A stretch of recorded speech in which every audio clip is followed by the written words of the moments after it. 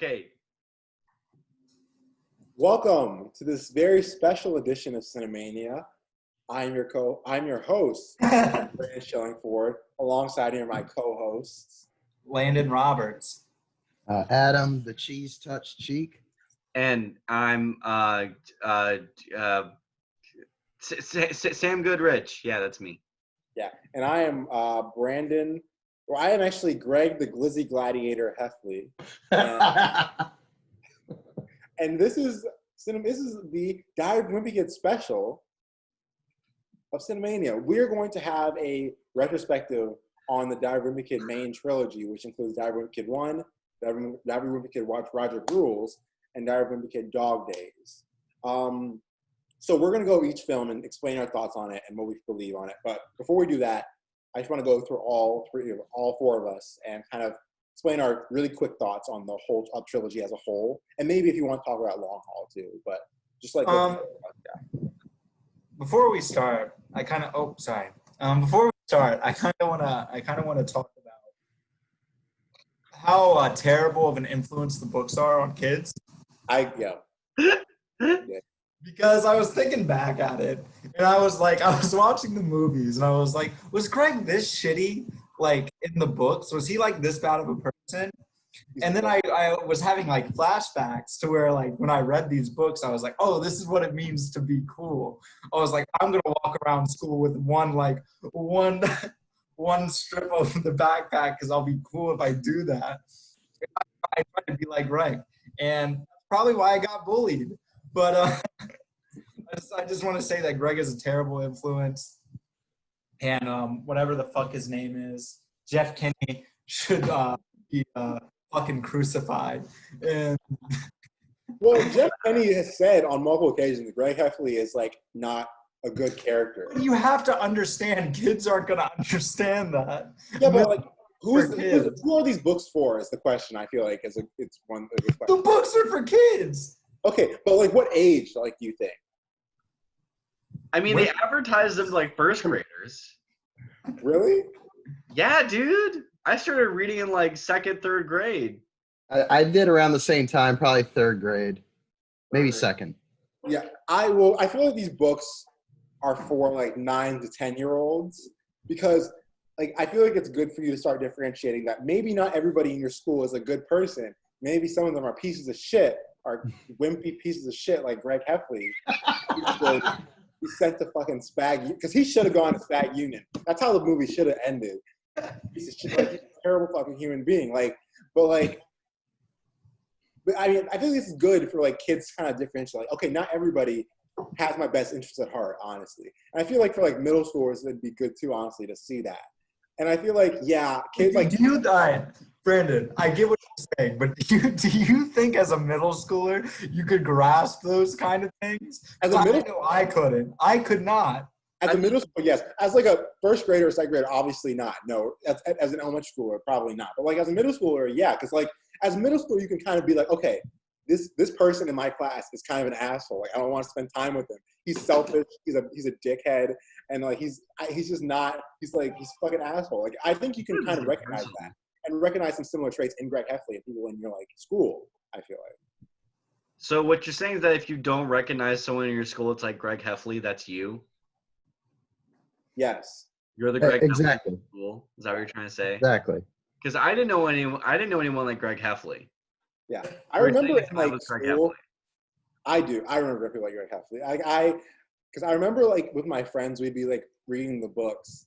And we'd be like, oh yeah, fuck Rowley. Greg is the hero of the book. We love Greg. And then like we talk about, oh yeah, like what the fuck? Like Holly should date Greg. Like why is she doing that? And then like looking back on it, it's like, man, like we were assholes. Like Greg he's the villain in all of these books. Like Rowley's just trying to vibe. Even though like I feel like Rowley can be kind of annoying sometimes too. But he's a 10 years later. Boy. That's 10 years later, we all do a 180, and we're like, yeah, exactly. These books taught us a lot that we didn't even know them. Exactly. Yeah, like Rowley's such an innocent person in the books and in the movies. And he just gets shit on all the time. And why Greg has put Rowley in this codependent relationship that's so unhealthy and just so abusive and so manipulative that Greg Heffley should be jailed for life. Oh no, he's permanently stunted Rowley's emotional and developmental abilities. He permanently like warped his vision of what friendship should be. Like Rowley in like 5 years, he's gonna be fucked because Greg Heffley completely changed the perception of what a friend should be. And I'm not convinced that Rowley won't have use of his arm in 5 years either. 5 years either, because Greg broke it. It still cracks. Would you argue that Greg Heffley has broken the Geneva Convention? The what? Ooh. Would you argue that Greg Heffley has broken the Geneva Convention against Rowley specifically I don't know. for mental torture? Yeah, probably. Yeah. Yes. Yeah. Yeah. Remember when he made Rowley spend 8 hours on his front lawn practicing his walk with a backpack filled with books? Do you know how inhumane that is? So Greg Heffley, war criminal? Yeah. Cancel Greg. That's some torture camp shit. Like that is some like awful. And in the first movie, Greg was a cop. Greg was a cop. And Rowley had cultural appropriation, so we need to cancel everybody. Bro, can we talk? All right. I don't think this is a movie where we can just give like our thoughts and just kind of like, or this isn't a series where we can just kind of like review it. I think we're just gonna have to go for it. Let's go right in there. Yeah. How in the first movie, Greg just throws kids into a hole. Bitch. Like it's so insane. Like Greg is a psychopath. He's a legitimate psychopath. He throws kids in a hole and He blames on Rowley. They blame on his fucking friend. And then he frames Rowley. Jeez. Literally a sociopath. Yeah, fuck Greg Heffley. He's so unlikable. Therefore, fuck these movies. Okay. Yeah. Okay, because like in the first film, I feel like Greg, it's very clear that Greg is in the wrong. I feel like the film makes it very clear that Greg is in the wrong and that Greg is the bad guy in these scenarios. I'll give you that. I'll give you that. But at the same time, I feel like they give him way too much slack. Well, Because, I also think the part of the problem, for me at least, is I think the movie's trying too hard to like show you he's in the wrong, like being too sarcastic, you know. And I think that comes from the main guy's performance. I don't know his name, but whoever is playing Greg Heffley. In the first movie, yeah, his acting is just so terrible in certain moments where it's like he's trying to be like obviously like in the wrong. So he's like, man, how could Rowley do that? I mean, I'm a great friend. It's like, shut up. Well, that's like the process. Like, all right, in its defense, that's like kind of the process that a lot of like I feel like a lot of kids can go through. They're like, "What? I'm the good guy." Yes, I'm not denying the reality and the truth of what he's saying. That's fair. I have a problem with the performance. Okay, yeah. Specifically with the way he plays it, where he's going so over the top and he's so bad at it that it literally like it's literally like a parent talking to a dog, right? Or like a person talking to a dog. He's being like, "Oh, I'm your best friend, huh?" It's like, shut up. Fucking slap the shit out of you. Stop showing an 11-year-old boy. Right? He's a war criminal. He's no longer a child in my eyes. The Geneva Conventions. I also want to talk about how in the first movie, Greg willingly watched Rowley eat the dreaded cheese. He just watched. It didn't do anything. But as soon as people found out, he was like, "Oh, I'll take the bullet for Rowley. I'll say that I ate the cheese." He didn't like try to like stop it or anything. He was just like, "All right, I'm just gonna watch what happens here." He's like, "Damn, that's crazy." Like, I'm lactose intolerant, guys. Rowley has gone through so much trauma. You know that meme about Ellie, like name a character that's gone through more than from The Last of Us Part 2. Rowley has gone through more than Ellie and any fictional character in any movie ever. Rowley, I don't understand how Rowley's still so jovial about this. I don't know if he's like hiding his trauma through like these kind of like innocent like jokes, but like this kid needs therapy. He needs therapy. Every time he writes a Zooey Mama comic, it's a cry for help. He deserved to get the Zooey Mama comic. Zooey It's Mama. true. There's a message idea. in every single comic. There's a message in every single one. He's asking for help. Yeah, if For you one of the many. if you put like every third letter in each sentence together, it reads progressively is a fucking sociopath. See the first comic he ever drew about like the guy stepping his foot in acid and being like, this isn't acid, this is just a puddle. And then he lifts his foot out and shows the bone. The acid puddle is Greg. He's Exactly. oh, this puddle is innocent because he's my friend and I love him. But the puddle is actually acid and it's so harmful towards him. And that's how Rowley internalized it and tried to express those kind of emotions. And that's why the first Diary of a Wimpy Kid is better than Rules. But I don't know about that. Yeah. I don't know about Bottom line about the first. Also, Chloe Grace Moretz is in the movie. Who she's like the cool, kind of like the cool girl in the movie. I feel like she doesn't even go to that school. Honestly, she's probably just like under the bleachers. See, what's funny to me is she's one of my favorite parts of the first movie, but she has no reason to be there, No like reason. at all. Like I don't know Yeah. why. Yeah. Like she literally exists just to be like, I'm an 8th grader. Like, I don't know what your fucking purpose is here, dude. Like, why are you here? But I love it whenever she comes on screen. Like, I'm here for it. she went from Kick-Ass to Diary of a Wimpy Kid. Think about that. Think about And then the movie 43. So I can't think of anything else she's been in. Okay, but everybody went to movie 43, Adam. That's fair. That's Who fair. didn't go to movie 43? Most audience, that's who. Yeah, Zachary Gordon did not go to movie 43. If they make movie 44, he'll be there.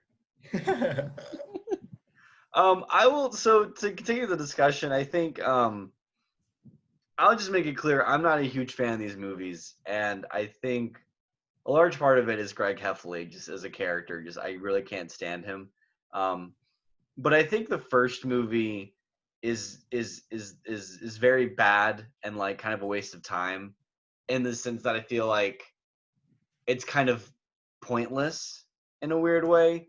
Like it tries to come up with a point at the end, and then they make a joke out of it, and you're like, oh, okay then, I guess. And it's just kind of like weird, right? Like I don't know. It's just sort of like it's like a gross movie. There's a lot of gross out humor, and like Yeah. I don't know. All three It's- of them it- to a it's- point. But like the first movie is like trying to find its feet in a weird sense, you know? Mhm. It's like establishing a lot, it's getting there, it's not very focused. It just feels like they're trying to hit the popular beats from the first book rather than telling a narrative and like a character development. Mhm. And then Roderick Rules is like, yo, what if we got like a narrative up in here? What if we had like stakes? What if we had like something happening? And I don't know, I just think it's a more enjoyable film. I had a better time watching it. And that might be because I watched it with you guys. It might be because I watched it with a group, as opposed to being alone in an empty house watching Diary of a Wimpy Kid by myself. But Well, I mean, I can kind of get behind that. Like, my history with like the books and everything. Like, I read that, Brandon, like you were talking about, like 3rd, 4th grade, 2nd grade, something around that time. I didn't even know there were Wimpy Kids in the book, which is I read quite a few of them. And then I saw the first movie in theaters in 2010. And then the second one, our 8th grade math teacher showed us it at SOL time when we had finished our exam or something like that. And then the third one I didn't watch until we did this Wimpy Kid Spectacular for the show. I don't hate the first one. It's fine, I think. I like Roderick Rules enough to enjoy it. And then Dog Days I'm not the biggest fan of, but that might just be because that's the only one I hadn't seen, and I just had to kind of, it felt like a slog. But yeah, Roderick Rules is definitely my favorite of the three. okay. So I have done a complete 180 since this morning. I think Dog Days is like legitimately a really, really good and like heartwarming film. I think it is too. I just said I had to slog through it.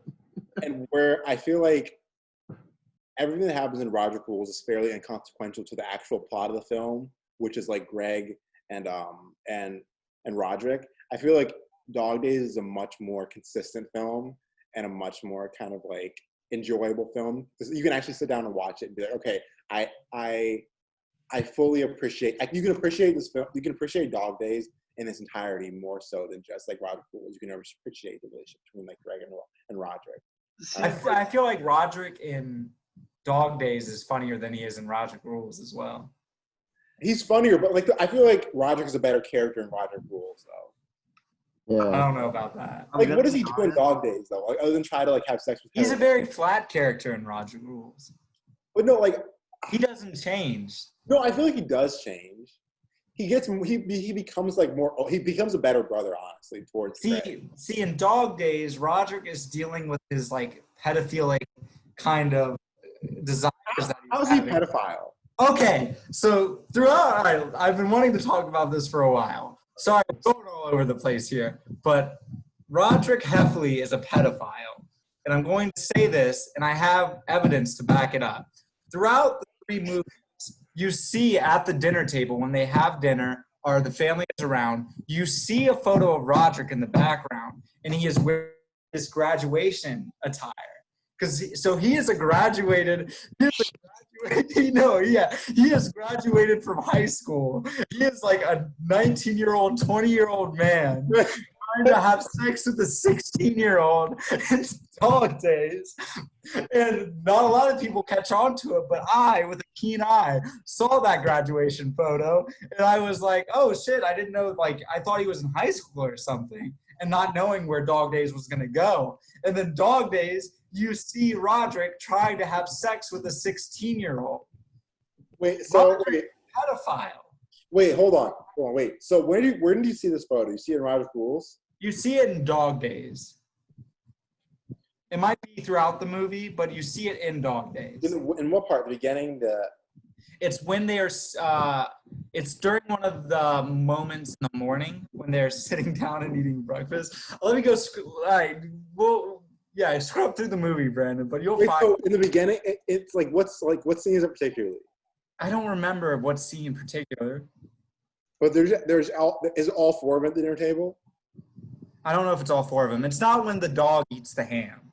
Okay, so it's before that, though. It's before that, I believe. Okay, all right. It might even be in the first movie because I watched the first movie and Dog Days back to back. And it was kind of like a blur, but he graduated. Are you sure it's not like a middle school graduation thing? No, because it's him. It's him. I know what they did. They took the actor's graduation photo and was like, hey, I'm going to put this in a frame to add like some kind of like mise-en-scene to like like idea of Diary of a Wimpy Kid in the world. But in doing so, they didn't realize that they were making Roderick a pedophile. It adds a whole nother layer to the movie. Oh. He looks so upset.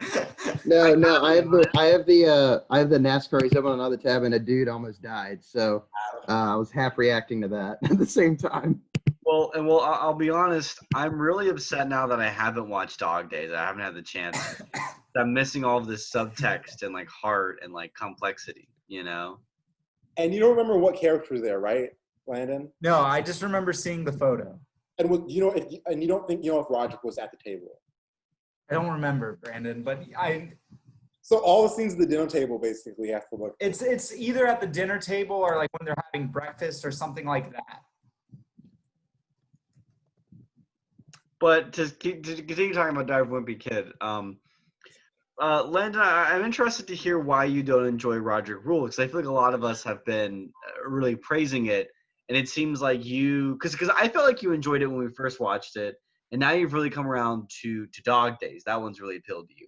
So I'm interested. I didn't like Roderick when we first okay. So watched it. If you remember correctly, I threatened Brandon that I was going to kill him because he kept right. I thought that was more for Diary of a Wimpy Kid in general. I didn't realize it was specifically for Roderick Rules. It was for Roderick Rules. Okay. But no, Roderick Rules is just so bland. It's not good. It's not. Brandon, if I remember correctly, before we watched Roderick Rules, you were said, and I quote, "It has a lot of heart."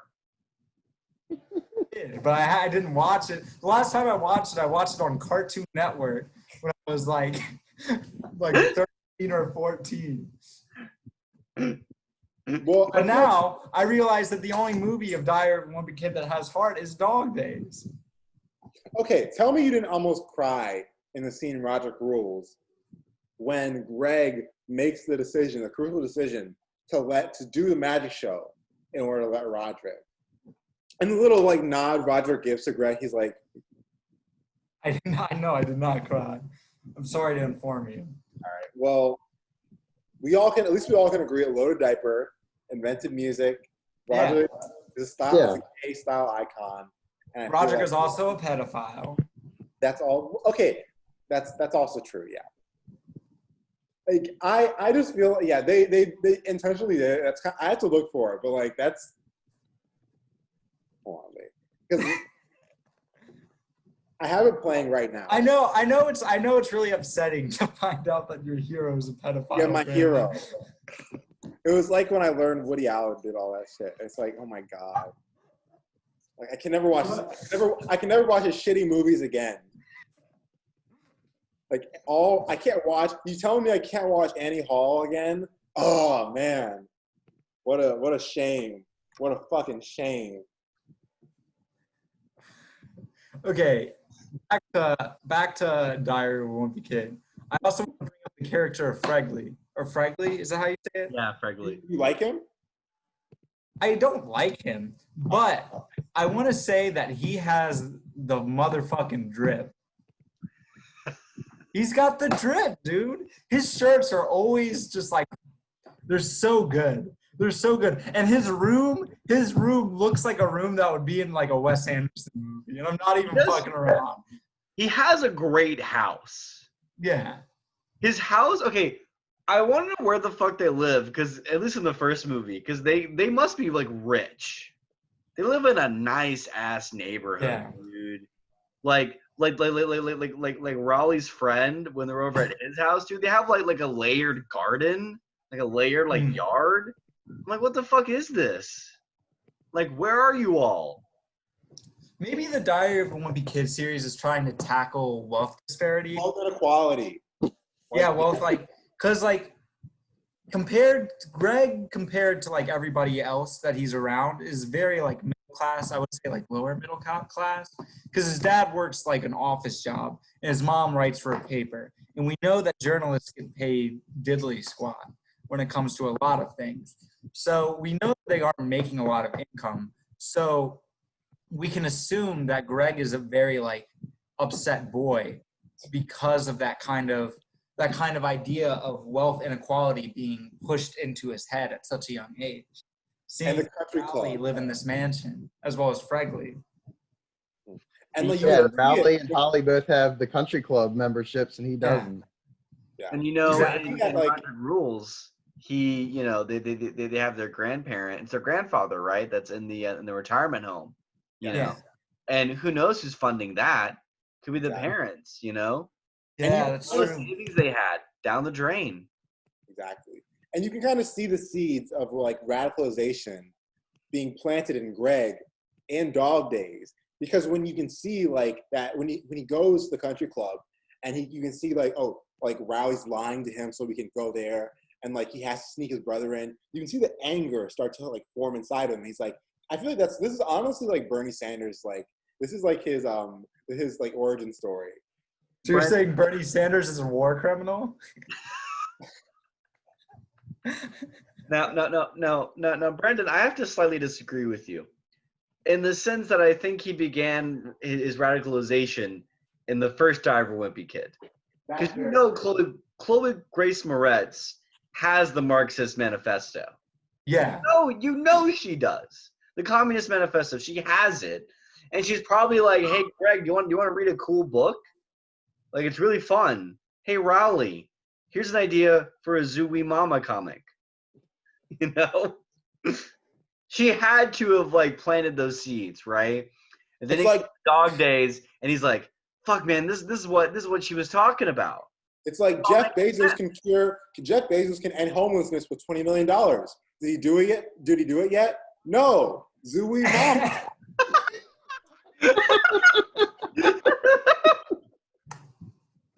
So It works. Say it. So this kind of brings up an interesting point, because I feel like in the first movie, Greg is definitely somebody in the pursuit of the capitalistic way. This idea of popularity kind of matches the idea of the spread of wealth, and like how the 1% most popular kids are probably more wealthy than how he is. And Rowley has money, so he's able to get that drip, as you may say, and rise up the ranks of popularity so quickly. But I feel like where he comes to terms that he isn't going to ever be popular is because of his wealth disparity and the people around him being so wealthy. And then in Roderick Rules, he stops chasing that kind of capitalistic ideal. Because when you in the beginning of the first film, you see in that dream sequence, he has like he's the bit like I forgot he's like it's his voice but in like really big buff guy. Yeah. The mansion and everything, but like you're 100% right actually. Like you see that's why those sequences become lesser and lesser. You don't see it anymore. He's kind of come to terms with his place in society. Mm-hmm. Yeah. He's not going to be rich and famous like he thinks he is. Exactly. See, Roderick Rules is him full out angry at this like wealth disparity that is occurring within his small suburban town. And then once you get to Dog Days, it's about him infiltrating and tearing it down From the inside. Yeah. So I don't know. I feel like delving deeper into this, right? A large plot point of the first film is him trying to get a girlfriend, right? Mm-hmm.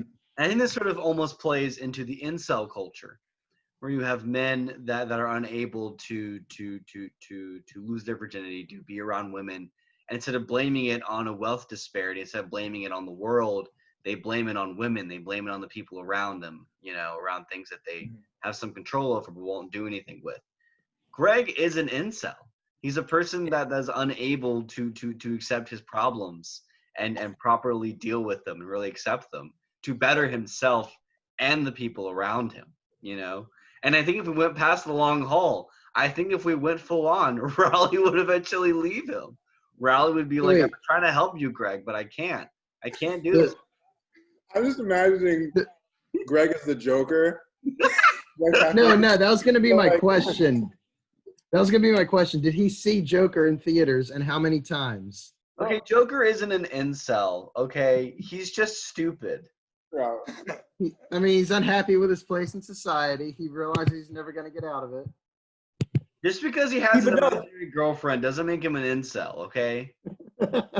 See, that's why Dog Days is so brilliant, because he does, like, there's a scene near the end of the movie when he goes on a camping trip with the Boy Scouts, and you have this other Boy Scout troop that is there, and because they have more money, they're able to afford better tents, and they have all of this, like, different kind of advantages within their scouting trip.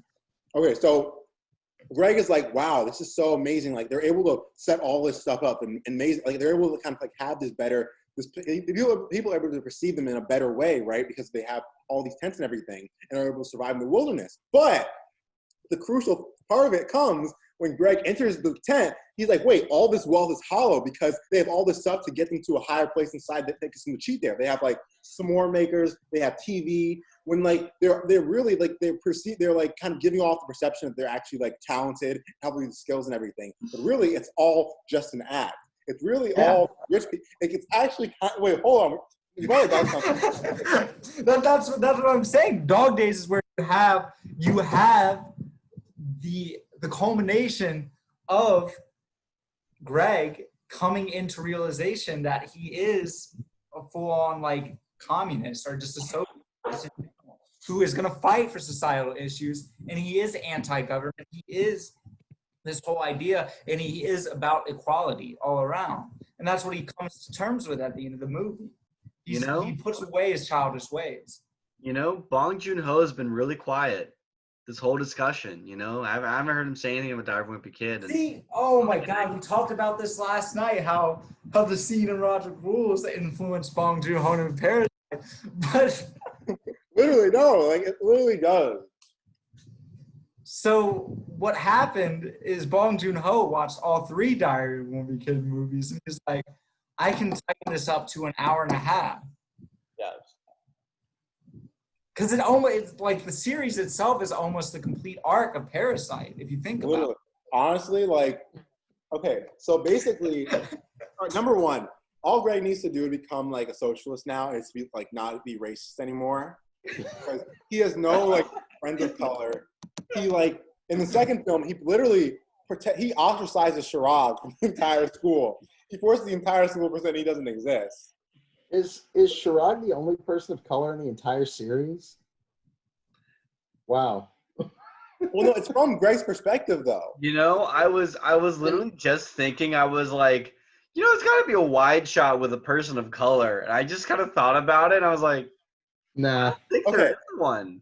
In I the, don't think there's let me this say single, something. like I was thinking about the last shot, like the last scene in Diary of a Wimpy Kid, where they're on like the playground, right, and they're all gathered around the cheese. Let me. And I'm like, there's gotta be a No. person of color. There has. The pool scene at the beginning of Dog Days where there's about 75, 125 people.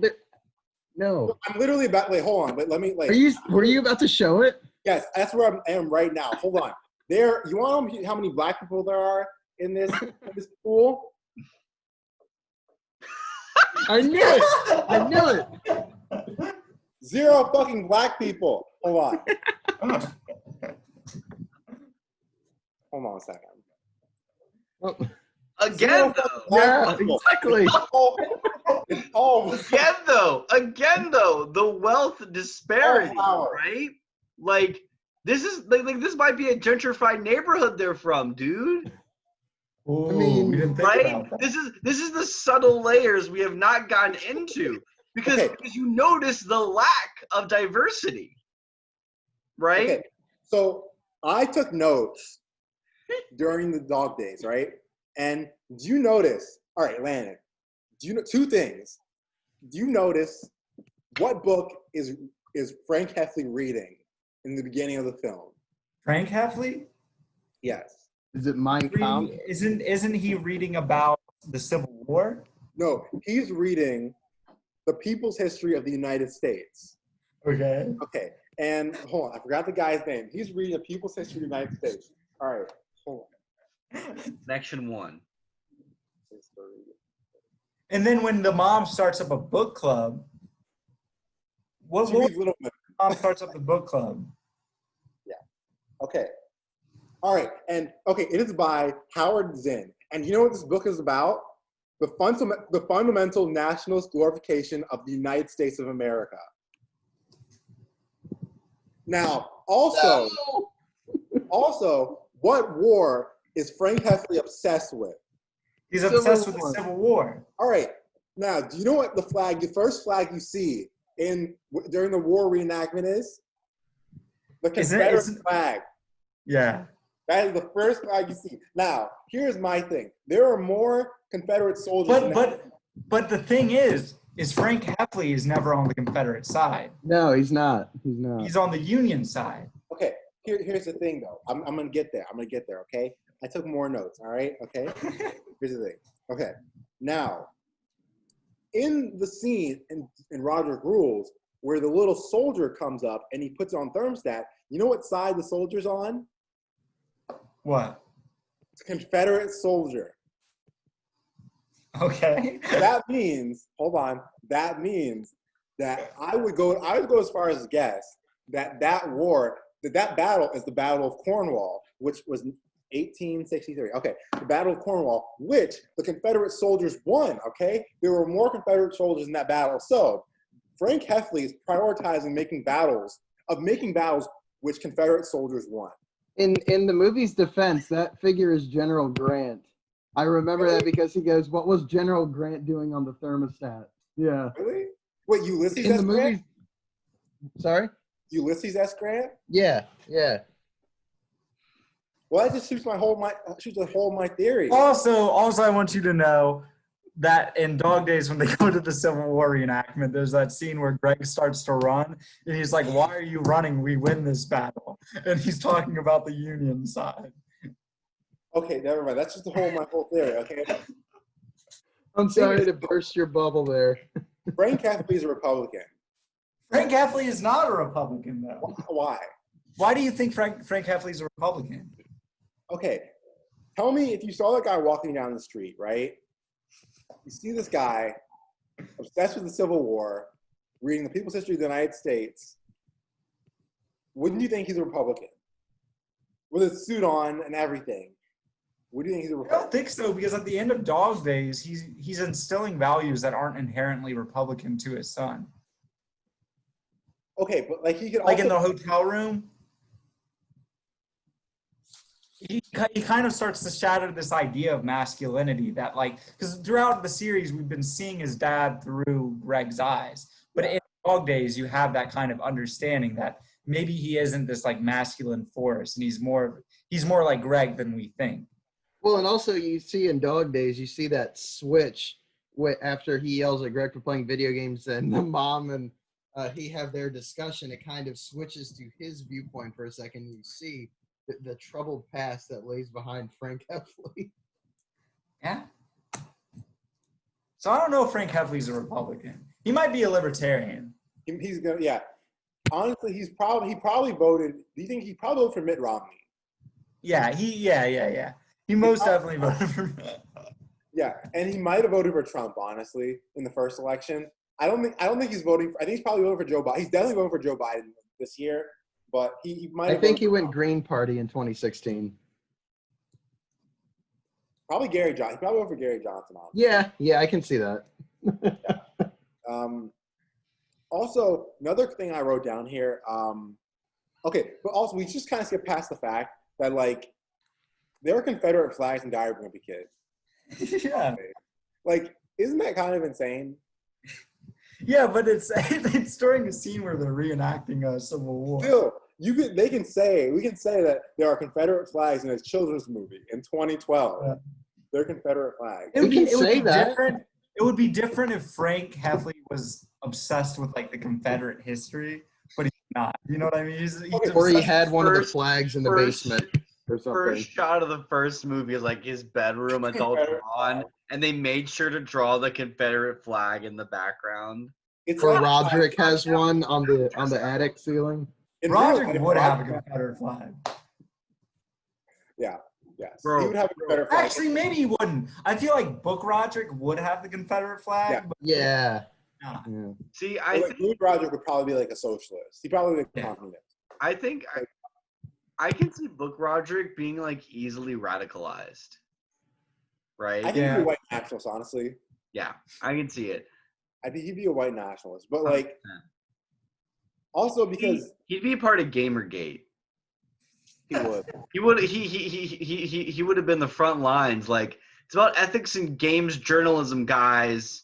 I don't hate women. Either way, both Rodericks love the Joker. Love Joker. Yes. They both love Joker. Yes. yeah. Yeah. They watch The Dark Knight and they go, I don't understand why we're trying to stop him. He's right. Yeah. He's got a point, guys. He burned a pile of money. He's got a point. Got a pile of money. Also, if we're going to call out Roger for being a pedophile, I feel like we should call out Susan Heffley for some very suspect behavior in Dog Days. What do you mean by You know what I'm talking about, Landon? I think I know. Oh, yeah. At the beginning of the movie. She's literally like... She's taken aback by, what's his name, Linwood or something like that? Linwood Heath. Yeah. So very, very Republican name also. Very much has this kind of look of like, she has fuck me eyes. You know what I mean? She has like the eyes that are like eyeing him up and down. And but like, I don't know though, because he was also in Roderick's class. So he is technically an adult. But she's also thinking about cheating on her husband. That's true. Yeah, that is true. That's something else we should bring up about Dog Days. Is Dog Days start to show like the fracture of their marriage. Like she's kind of like fed up with Frank throughout the entirety of it. entire thing. Believe in his Yeah. parenting.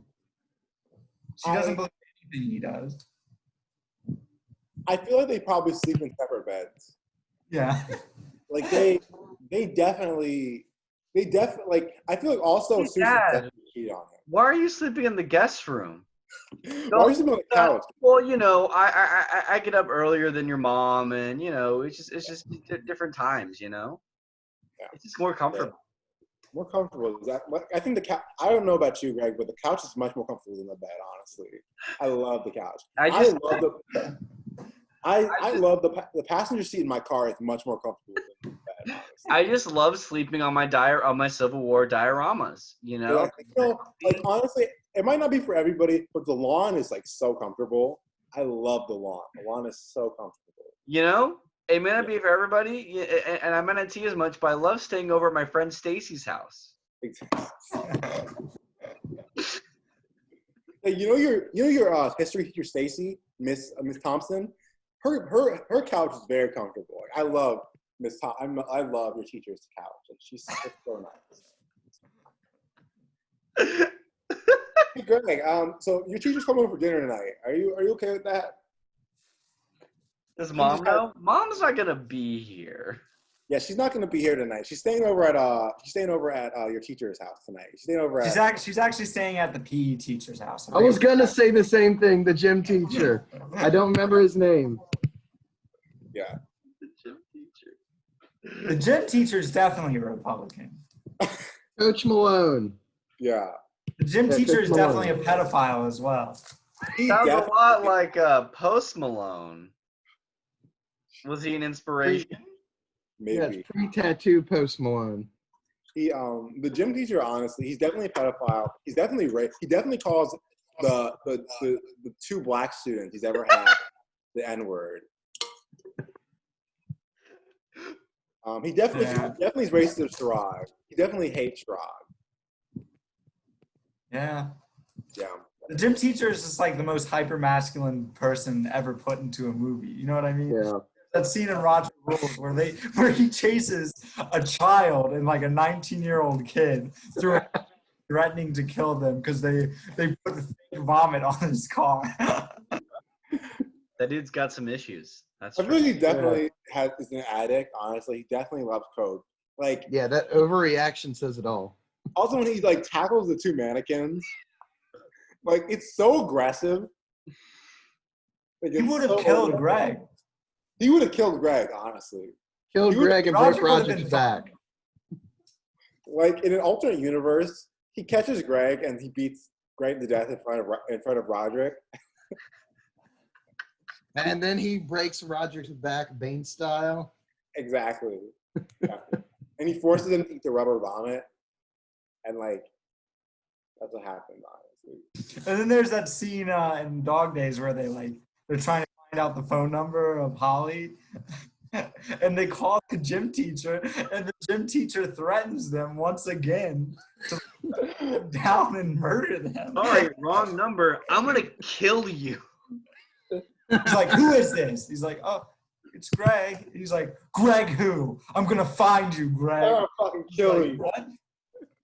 All right, Liam Neeson, Jesus.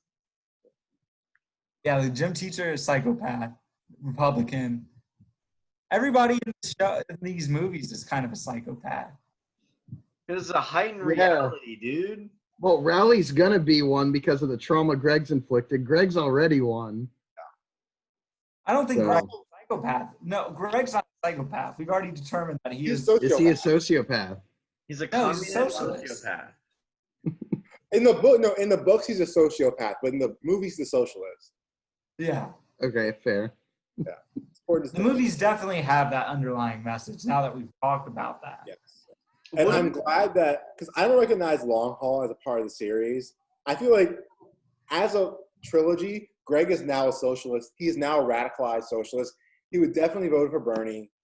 He's definitely at the marches. He's definitely like rioting too, honestly. He's definitely actually throwing stuff in windows. He's definitely brave. He's actually in Portland right now. He's important. He's the one who in this alternate universe, he takes the photo where he's naked and spreading his legs in front of the cops, but instead it's Greg Heffley. He's definitely doing it. Also, in every movie, is there a scene where Greg has to run around Naked. or just Yeah. naked? Is that like a thing in every single one of the movies? Every single one. Is it a Dan Schneider production or what?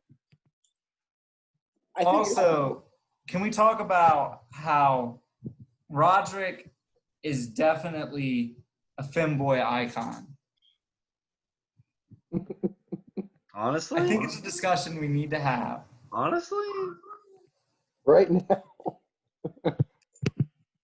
yes, I can see it. but I also feel like why? Because the eyeliner, because like It's not just the eyeliner. He's not. He definitely.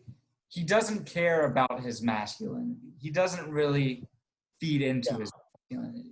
He's definitely more fluid within his gender. Yeah. If you know what I Do you mean. think Roderick is a gay man? What? Do you think Roderick is a gay man? I don't No, think. I think Roderick is a pedophile. Okay, but here's the thing: in the very beginning of the film of Dog Days, Roderick is like, when they're about to go in the locker room, they're like, keep your eyes down, don't look at all. But the first shot you see of Roderick, he's like looking around. That was my note. Okay. My notes. Like, I don't know if he is gay per se. I don't want to put him into that box, right? I think if anything, I think he's maybe more bisexual or pansexual, somewhere in that range. I was gonna say the same thing. Yeah. I think that plays into his ability to ignore and not care about gender stereotypes and gender roles. Again, playing into Roderick's openness with society and with the way it's moving, even that early on in its phase. yeah. I definitely like, honestly, because like, for as much as we like joke about these films, I respect like the diversity in which like character is shown. Not like actual diversity, because everyone's white and Republican in this, but in terms of like them showing how Roderick is who he is and he isn't like afraid to kind of like, I don't know, be himself. I think that's very, very interesting. I think that's really interesting. And like I think it's kind of great as well because everybody just kind of like makes fun of him throughout the movies. I think this is due to the actor's portrayal of Roderick, because like he's never bugged by it. He's so confident in who he is. He's just like, these people are being stupid about this whole situation. I'm gonna keep being me. Also, like his cover of Baby, actually good. Actually good. Like Roderick is definitely a socialist in these movies. In the movies, He's definitely a socialist in the movies. So I feel like they had that plan to kind of like, because that happens at the country club, correct? Yeah. So they definitely planned that to kind of like drive away all of the wealthy people and kind of like rich in a metaphorical sense. In the scene, because I don't know if I think it's at the country club, but like that particular venue where they're at, it's like this, like you said, it's like a display of wealth with like a giant ice sculpture, like chocolate fountain, all these really rich white, it's all white people in that scene, definitely. And they're all so rich and all couldn't care less about him. And It's like the birthday party scene from Parasite. Oh my fucking God, wait, no, wait. The baby, like the baby performance is the husband stabbing everybody. It's parallel, honestly. What the wait? Is Parasite actually all three of these movies? Like it's actually like we were just joking about it, but honestly. It's kind of like Who knows? And Heather is kind of the father of, right? Like I would say Heather is like the father in Parasite, the rich father in Parasite. Yeah. And then like her friend is probably like the wife in Parasite, or like who I guess Rowley would be the kid in Parasite. Yes. Honest. Yes. Who's Greg? Greg is probably the dude in the house. No, Greg is definitely the son from Parasite. Yeah. Kid who shoots the arrows and stuff. No, Greg is The other son. the the Greg one is that the gets true the dad. rock. Okay. The other Greg is son. the Got metaphor. it. Yeah. Metaphor, yes. And Frank is kind of like the dad from Parasite. Yeah. What do you think is the Rock in this scene? Is Rock the chocolate fountain? Is the Rock the Rock is the ice sculpture. The Rock is the ice The sculpture. Rock is the ice sculpture. Yeah. Who wants to I don't write? know. Who wants to write 2,500 words on the Rock on the ice sculpture in Diary of Dog Days? I don't know. I think we figured something out that's really, really important though. I think we cracked the code. And no, because like I know you guys might think we're joking kind of thing, but like I was kind of joking when I first started like talking about it, but the more I kind of like think about it and like see what was going on in the movie, it's kind of accurate to what's happening. Mm-hmm. I don't know. I would implore everybody watching this review right now to watch all 3 Diary Wimpy Kid films, and then like watch the news and watch everything that's going on, and then watch Parasite, and then see the cinematic parallels between everything, and like then come back and be like, wow, this actually makes a lot of sense. You know, Yeah. I'm coming around on these themes. I don't know if I necessarily enjoy the films more, but I'm coming around on agreeing that these are accurate and these are present themes. They may not be intentional, but they're there. Yeah, hindsight Bong is a Joon-ho- wonderful thing. Yeah, Bong Joon-ho definitely saw these and he was like, I can tighten these up and create a narrative. Yeah. You might not have seen it, but like towards the end of Parasite, there's in Special Thanks, and in Special Thanks he has like special thanks to Thor Fudenhall, David Bowers, Zachary Gordon, Robert Kaplan, Jeff Kenny, and Greg Heffley for inspiring the themes of this film. Part of the credits of Parasite is just copy and paste the credits from the first Diary of a Wimpy Kid. Exactly. And like he actually, you might not have seen it too, but like he gave screenwriting credit to Jeff Kenny.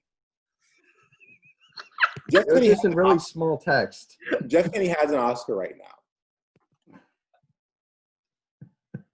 He was at the Oscar party, just no one realized it was him.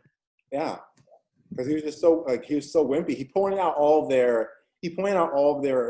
flaws. Everyone's like, "Nah, fuck this guy. He hit something too deep within us." Like, oh my god. Do you think they had like when they were making the first Diary of a Wimpy Kid movie? Do you think they had like a hit on their hands? And do you think that they knew that if it wasn't going to be a hit, it would become like a cult classic kind of thing? Because I don't think it's a cult classic yet. You don't think it's a cult classic? Yeah, not yet. No. I don't Give know. it 5 more years. Give it like 5 or 10 more years. Yeah, maybe. Roderick Rules is already a cult classic. There's definitely like an obsession over Roderick. So yeah, Roderick Rules might be a cult classic. Yeah. But like I don't think they know the dirty secrets of Roderick. But like they didn't get the dog. I don't want to cancel him because like this is me just like seeing a photo in the background and assuming. But, Okay, guys, I have a question for everybody. Let's all band together and let's take a change.org petition, or let's like kind of come up with a very very well put together kind of essay to the Criterion team, try to get them to make a Criterion petition. We know you're putting out the Diary of a Wimpy Kid trilogy. I know you haven't announced it. We know it's in the works. It has to. We know you're planning it. You don't have to say anything. We know. We know. We would like to write your essay. Yes. do you think we could get Roderick on this podcast? Okay. No. Let's send it to him. Let's send it to Devin Bostic, and because he's a socialist, you know, right? Huh? He's a socialist. Really? Yeah, he's like a Bernie supporter. And Hell like, so I feel like we could maybe get him on the podcast, honestly. I don't think he's been in anything in a little while, and I mean, no He's one's been really in doing anything Okja. with in a while. That was like 3 years ago. He was in the special thanks for Parasite. But then no one's doing anything with the pandemic, so I mean, it's worth a shot. I don't know, man. Devin Bostic tweeted a few days ago, confusing to live in a country where people act like a pandemic is some trivial debate of perspective when hundreds of thousands of people are dying. King. That was Roderick. Oh my God, he said, watching Mulholland Drive for the first time before bed was a silly move. He Killing it, man. Okay, even if the police were squeaky clean, which is immediately fantasy considering their inceptions, purpose, and the 13th Amendment, they should still be defunded. Taking half of a city's budget each year is unacceptable. You defund education, defund the police. That's Roderick. Oop. That's Maybe my Roderick Roderick. was the one radicalizing Craig this whole time. I think he was. I think that's where the turn starts to happen, is in Roderick Rules. Because, like, when Roderick gives his titular rules to Greg, we just see the kind of like shortened version of it. But then there's a moment where he just kind of reenacts statements from like the Communist Manifesto, and like he's talking about like inequality, and he's talking about how like you aren't going to make it as far as you think because the system is just here to like keep beating you down. And until you can realize how to exploit that system by following my rules, you won't be able to exploit it. Do you know what I mean? Honestly, you have a point, Landon. You genuinely have a point there.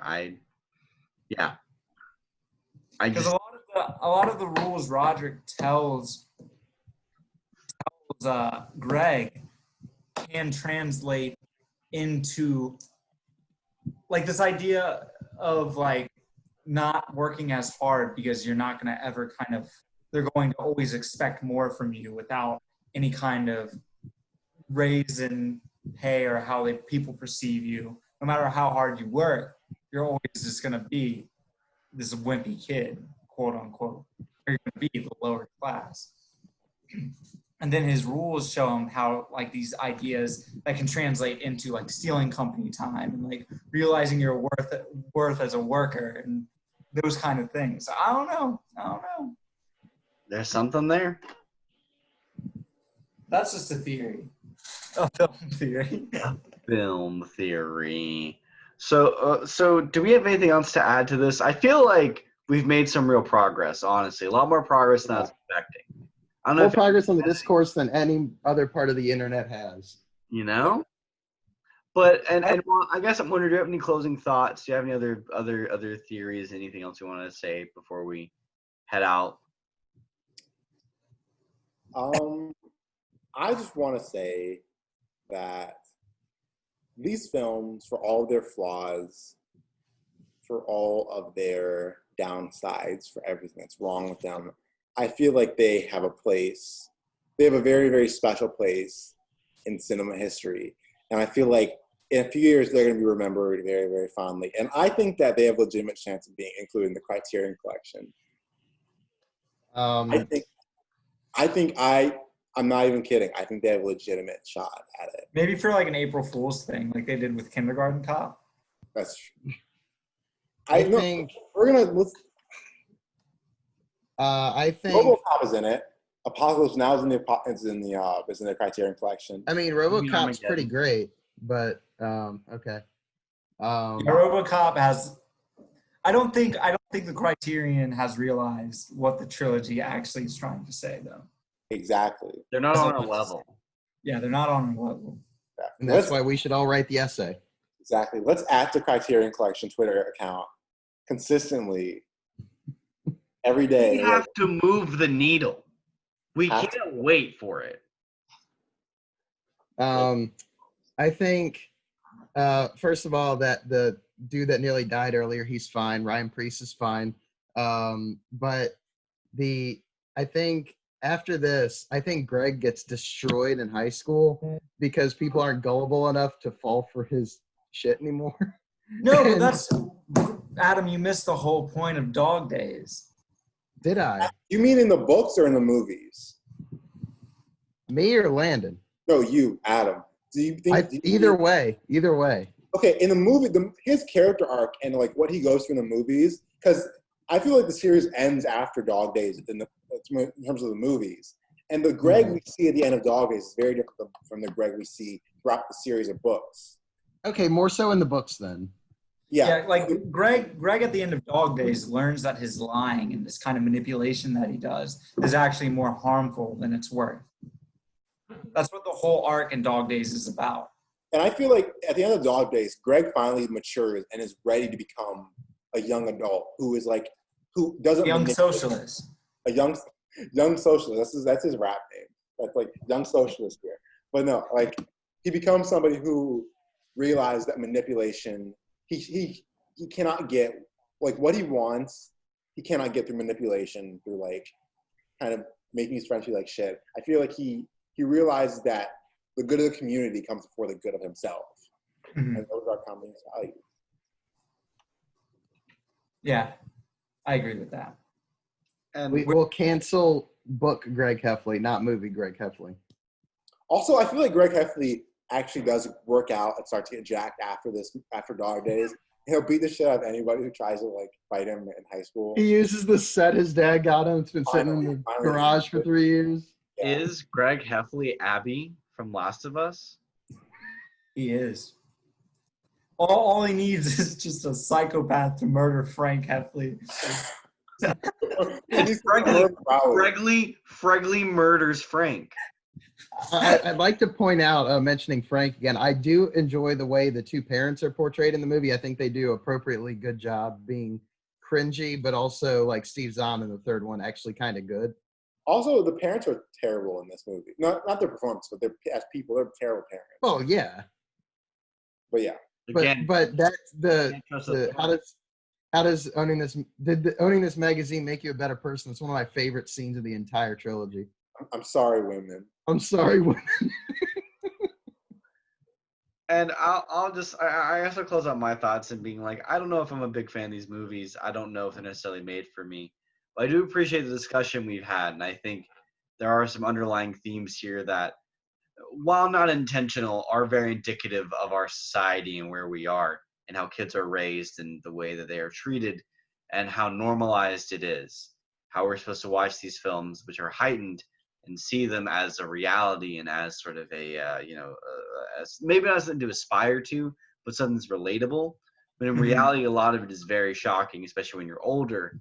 It's very shocking and sort of terrible and sick at times. And I'm glad we're able to reassess it and come back and hopefully teach a new generation to not fall prey to societal normalization and to really question the things around them. Well, and this year marks the 10th anniversary of the first one's release. So this has been the 10th anniversary retrospective. A few months late, though. That's the 10th anniversary you want to celebrate? Okay. Yeah. Yes. Sam, I think you brought up a really interesting point. Sam, I'm sorry, we're trying to get to the end of it, but I just want to bring it up. Go for it. You brought up a really interesting point in terms of like, because at the beginning of like the saga, the trilogy, Greg is somebody who buys in society's ideals of success and what you should be as like a man in society. You should have like wealth. You should have like a big house. You should like not give a shit about anybody else, and you shouldn't give a shit like whoever you hurt along the way. But throughout the films, Greg learns to question those morals and learns to question those ideas, and if they're really the best thing for not just everyone around him, but for himself. And I think that's really important for kids to learn. I think that's really important for everyone to learn, honestly, because no matter how old you get, those questions are still around in your head and being asked all the time, and that's really important. Yeah. 100%. Also, my last closing statement is if Roderick, I forget the actor's name. Kevin Bostic, if he decides to come on our podcast or sees this podcast, I want to formally apologize for calling Roderick a pedophile. It's too late now. But he is. And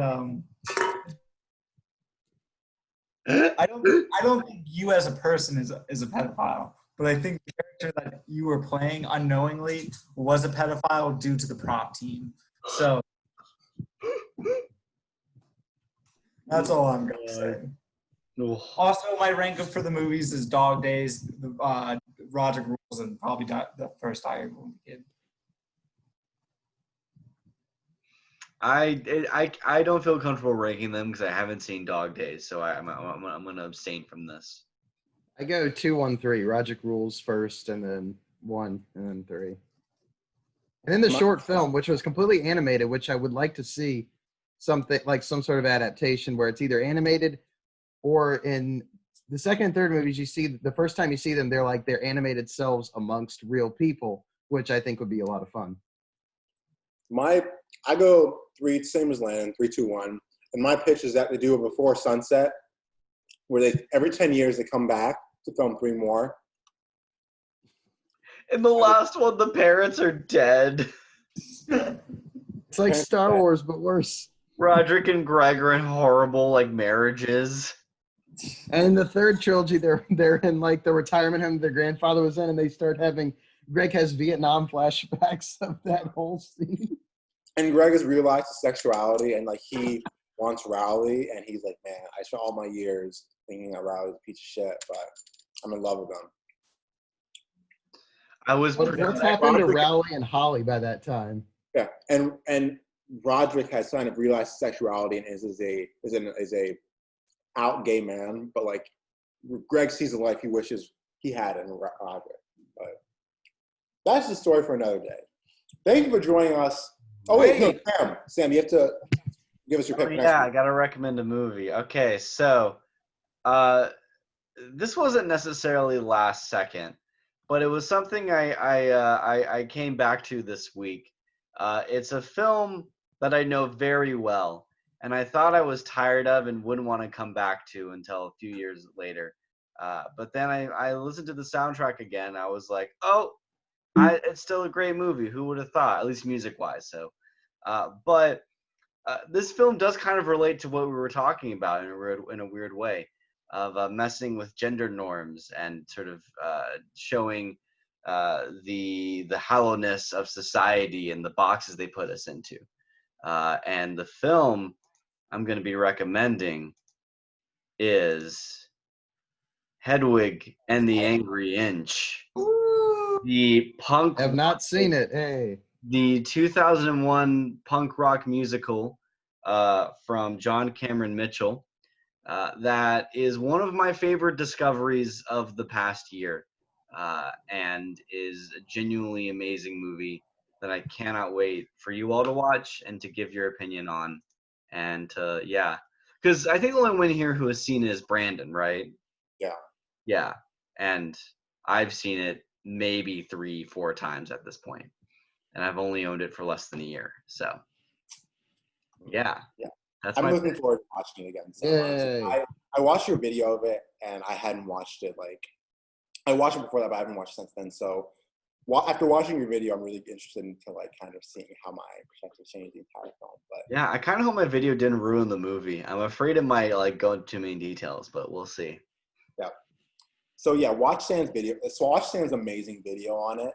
It's like some of the best like film criticism I've seen on the platform of YouTube. Like it's so incredible. But watch it, Raptor, brilliant essay. But yeah, so thank you, Sam, for that, and thank you everybody for joining us on this very, very special edition of Cinemania. I'm your host, Brandon Schellingford, alongside me, my co-hosts, Landon Roberts, Greg Heffley, and Sam Goodrich. And Devin Bostic, you want to come on the show? DM us. People like maybe at Devin Bosnick on Twitter or something. Yeah. I don't know. Yeah, you know, his DMs are closed. I checked, but we can get access. We'll make sure we'll cut some like clips from this show once it's up on YouTube, and we'll put him on the Cinemania Twitter with his ad, and we'll be like, would you like to discuss this more on our show? Sure, yeah. I think he'll do it, honestly. He's a really cool guy. But yeah, thank you everybody for joining us. Have a great week. We'll be back next week to talk about Hedwig and the Angry Inch. But until then, have a great week, everybody. Watch some movies. Bye. Bye.